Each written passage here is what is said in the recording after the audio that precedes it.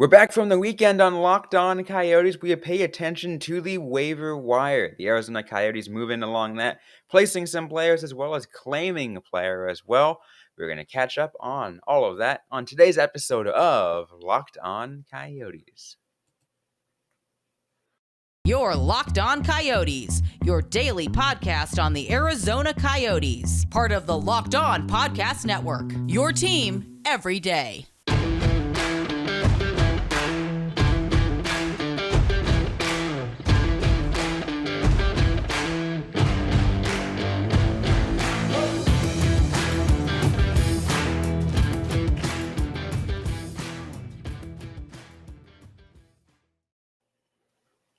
Welcome to the show, everybody. I'm Robyn Leonio. That's Carl Pavlak right beside me. On today's episode of Locked On Coyotes, I want to thank everyone for making this show your first listen every day. We are free and available on all platforms, including on YouTube.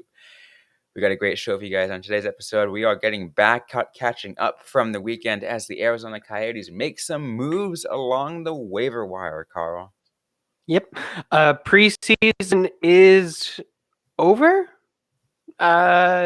technically, I think. So it's time for final rosters to get submitted. Although it's funny because the NHL has officially played regular season games, even though the Coyotes didn't finish their final preseason game until last Saturday, or this past Saturday. I wonder how it feels, speaking which, for like the Sharks fans out there knowing that they're in last place, yet the season hasn't even started yet. They're in last place. The season hasn't started for most of the league.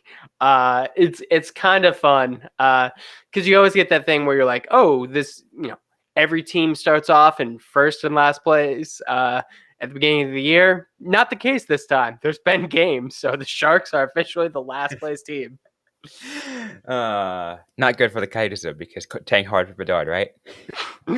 It's an 82 game season. There is going to be plenty of time to tank. I really hope we don't get like another like historically bad start. Although with the preseason games, that seems kind of likely. Yeah, not winning a single preseason game, Yeah, that was brutal. Which is almost the opposite of last year, right? Where they won all their preseason games. I mean, they did lose in overtime for one, or was it a shootout law? Yeah, I think it was overtime. Yeah.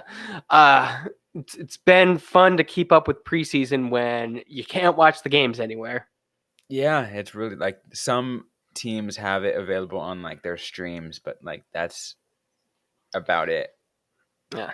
I did get to see part of Saturday's game on Hulu ESPN Plus. I heard that people would try to go through just regular ESPN Plus, couldn't see it. So it's a real fun situation going on with the Disney Corporation there. Oh, absolutely. Anyways, though, let's get on with this episode talking about the waiver wires. Now that the preseason is pretty much done, Arizona Coyotes have placed a number of players on the waiver wire, Carl. Forwards Laurent Dauphin, Boko Imama, defenseman Cam Dineen, and goaltender John Gillis, all on waivers. Are we surprised? I don't think so. Honestly, a little bit surprised with Gillis, just because I'm not sure who the Coyotes are going to have as their backup. That's a fun thing, but it's not like he played exceptionally well. Although I don't think there was really many people who thought that he would play exceptionally well. I mean, isn't that one of the reasons why they maybe claimed Johansson, right? I guess. But then again, he's also not. There's questions. They're trying things out. Yeah, which it's not great that one of the things they're trying out is goaltending going into the start of the season. Because something we've talked about a lot is Vejmelka needs a solid backup. He needs a guy who he can rely on. Like otherwise, this season is going to like mentally destroy him. Yeah, and we've seen some like goaltenders hit the waiver market, and we're like, Bill, why don't you kick the tires on that? Yeah. because like what a couple days ago wasn't didn't Dallas put like Kudobin or something like that on? I think so. The big one that I saw a lot of Coyotes fans on Twitter wanting the team to take a look at was Joey Decord, Yep. who was the first player to play with the Arizona State University Sun Devils in the and an NHL team. So it'd be good PR if the team brought him back. I'm not sure he's really like the player that I envision Vimelka doing well with as the second part of a tandem, but Yeah. I wanted them to claim Jordan Martinook for the same reason.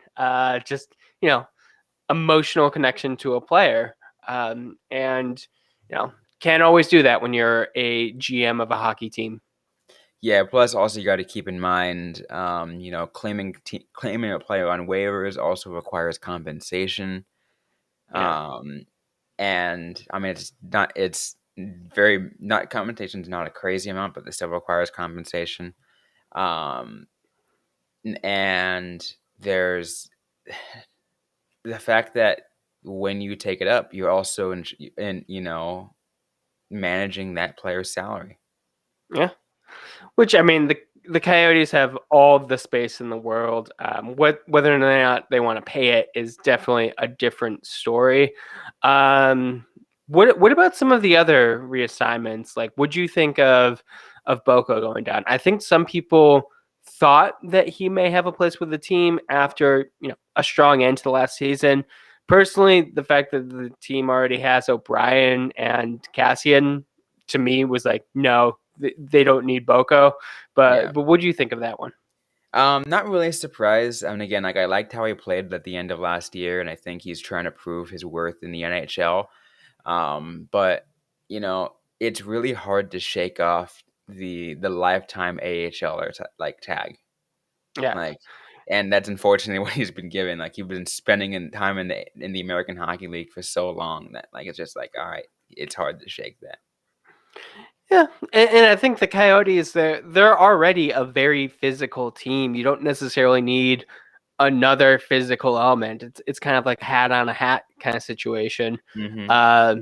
Like as soon as O'Brien signed an extension, I'm like, I don't think there's going to be just a spot for Boko with this team. Although, like you said, I thought he played well at the end of last year.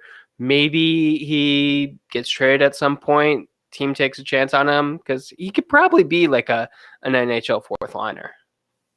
Yeah, he can. I think he just needs to work, and I think he's been getting that great development with Tucson, right? Kind of working on that, making sure he can get his opportunity. And in the Coyotes organization, he's given that shot the best. Hmm. Yeah. And then I don't think either of us were really surprised by Deneen or Dolphin going down. Dolphin, another kind of lifetime AHL guy. Hmm. Deneen, I don't think he did exceptionally well last season. No, I mean he filled in decently in the defensive role given all the injuries, Yeah. but you also got to consider how poor of a defense was in general last year. So Yeah. I honestly, the fact that like JJ Mosier as a 20-year-old was able to come up and like take a spot over a player like Deneen, who is like much further along in his development, it kind of spoke to the situation where it's just like, oh, I don't know if you are ever really going to break through if you couldn't break through at what should have been like the prime opportunity for you. yeah. Plus, now Deneen will probably can have more of a role in Tucson now that there's no question mark surrounding Cal Capobianco, Yeah. um, which is a whole Yeah. other situation. Yeah. I mean, the Tucson Roadrunners are also really coming together right now. It'll be interesting to see what that team looks like in the first year of their new coach. Yeah, I mean, technically not really new. Yeah. Steve Potvin was head coach during the COVID year, Yeah. but and that was just a really bad year for the Roadrunners, like a really bad year because taxi squad and injuries literally made the Roadrunners look like a whole different team. Yeah. But I do think that they're going to have some decent players this upcoming year. Still not many prospects. We're not that far along in the rebuild. But, we will definitely, probably be seeing the Coyotes bring a couple of those guys up. Yeah. But for now, they're gonna have a shot in Tucson. I mean, I'll mention that pretty briefly too, and some players that we're going to see that's going to be pretty good, and players that just got sent down, and Michael Carcone and Vladislav Koyachanok, right?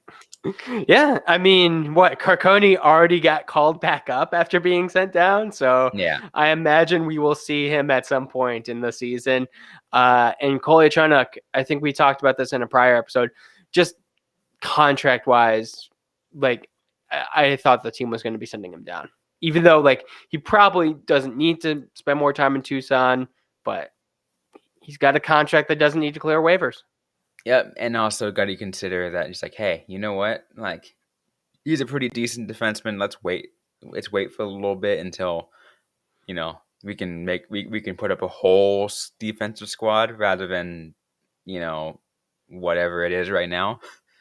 Yeah, pretty nice for like a player who was just kind of thrown in with the Stroman deal. In what was supposed to be Capobianco going the other way, but ended up being like nothing going the other way and getting Kolyachonok. Absolutely, absolutely. Anyways, we still got more to get to though on this episode of Locked On Coyotes. We're going to talk about a little more waiver wire information. We're going to have to go through a waiver wire pickup for the Arizona Coyotes. All that in just a moment. But first, I want to let you guys know about our next partner from Athletic Greens. I run a busy schedule, which means sometimes I admittedly don't have the time to get all the daily nutrition and vitamins I need for the day. That's why I'm glad I'm able to turn to AG1 from Athletic Greens. It's your one-stop shop of more than 75 high-quality vitamins, minerals, whole food source superfoods, probiotics, and adaptogens to help you start your day right. Just one scoop of this special blend, and you are on your way to improve and support your gut health, immune system, energy, recovery, focus, and aging. It's lifestyle friendly whether you're keto, paleo, vegan, dairy-free, or gluten-free. It is the best of it all and costs less than $3 a day. Right now, it's time to reclaim your health and arm your immune system with convenient daily nutrition. Just one scoop in a cup of water every day, and that's it. No need for a million different pills and supplements to look out for your health. To make it easy, Athletic Greens is going to give you a free 1-year supply of immune-supporting vitamin D and 5 free travel packs with your first purchase. All you have to do is visit athleticgreens.com/NHL Network. Once again, it's athleticgreens.com/NHL Network to take ownership over your health and pick up the ultimate daily nutritional insurance.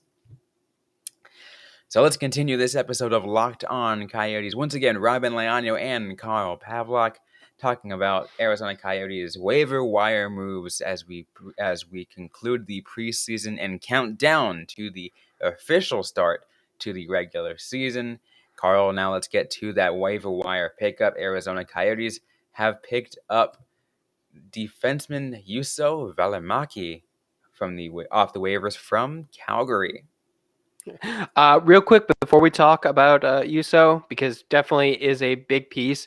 Just because we brought up Carcone and Kolyachonok getting reassigned, Yan Unique was also reassigned. So There you just go. want to throw that out there. But I mean, the fact that the Coyotes are making like this kind of late pickup to me says that they're not happy with their blue line, which makes a lot of sense. I don't know what the Coyotes were even thinking with their blue line for most of this offseason, because it's not good, and it's probably not going to get much better.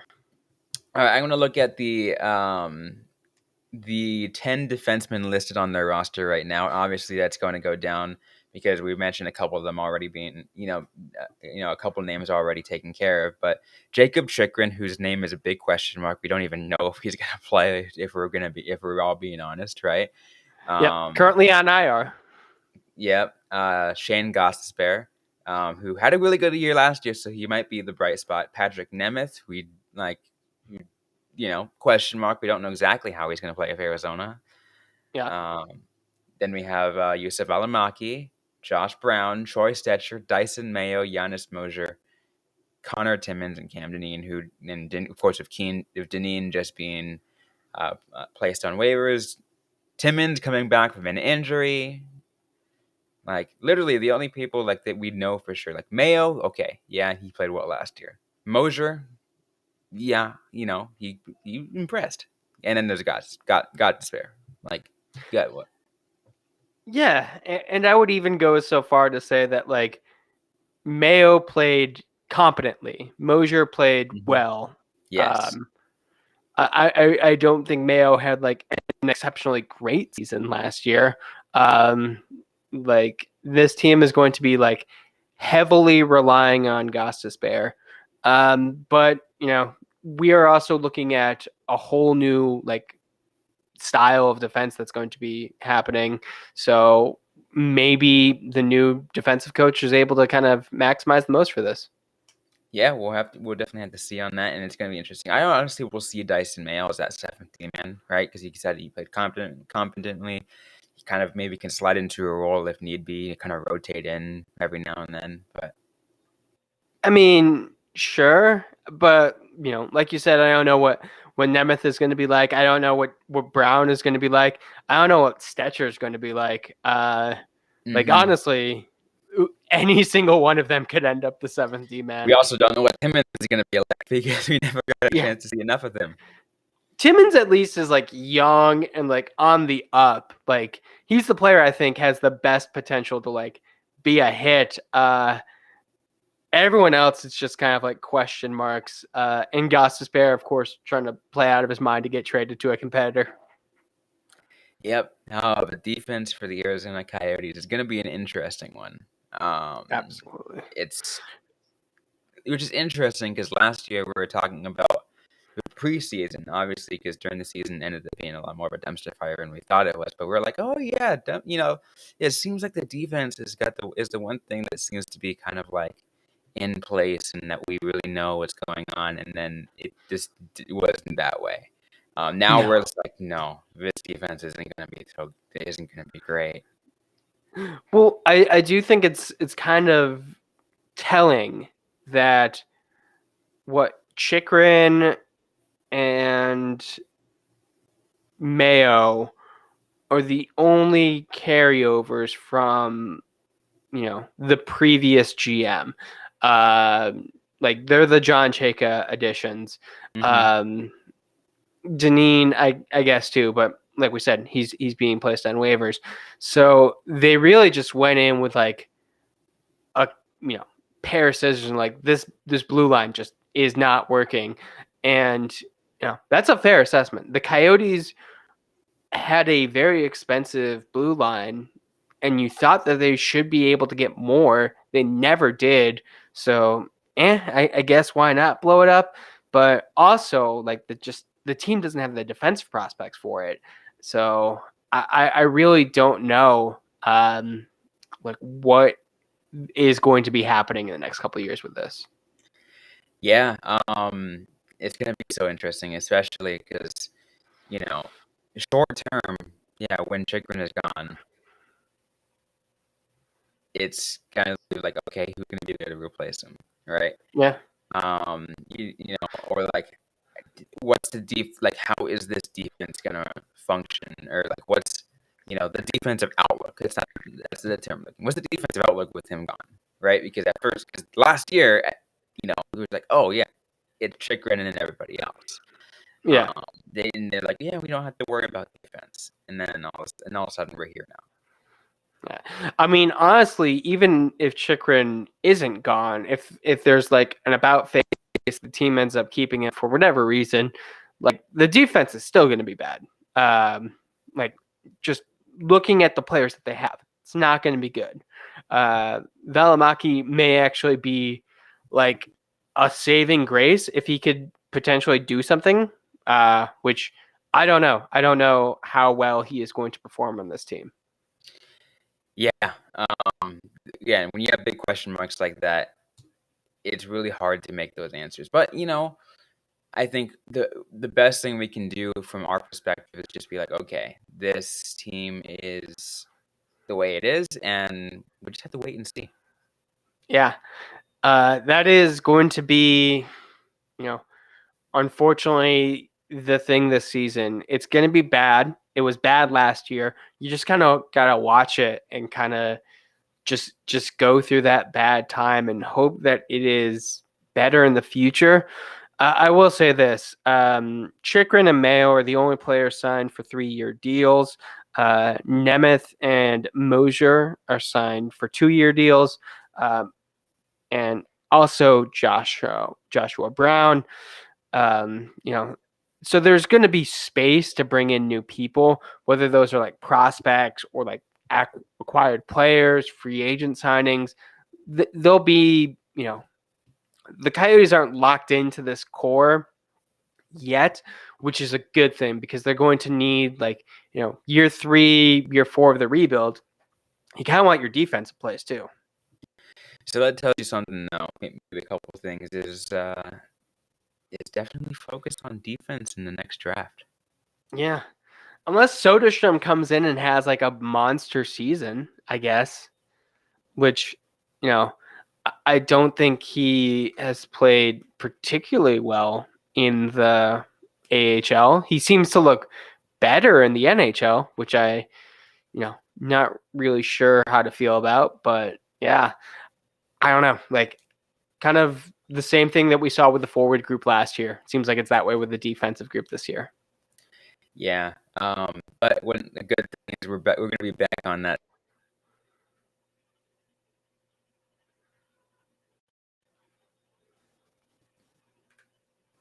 Oh, that was weird. Yeah. But yeah, we're gonna go back to that. So we're gonna go back to that same mentality and get to the fact that, hey, these Coyotes players have something to prove, right?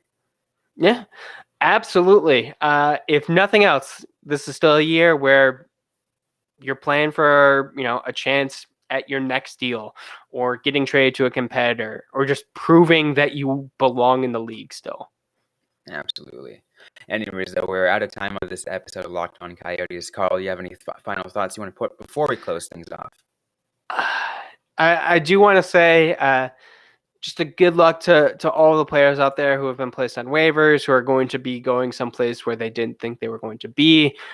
It's important to remember, as much as there are sports implications for all this, these are also people with lives and families and friends and all that kind of stuff.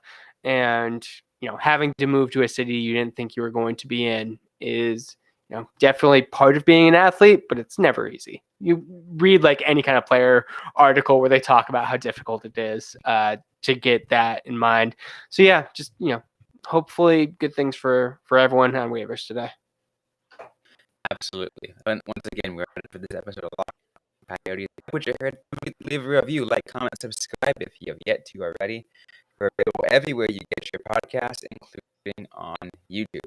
Don't forget to interact with us on social media on Facebook, facebook.com/LockedOnCoyotes, and on Twitter at LO_Coyotes. I am personally at Robyn_Leonio. Carl Pavlock is at Carl Pavlock FFH. Interact with us, ask a question you might have. We might answer right back or on a future episode of the Locked On Coyotes podcast. Thanks again, everyone, for listening to today's episode. Hope you guys are staying safe out there. Hope you guys are staying healthy. And don't forget to howl on.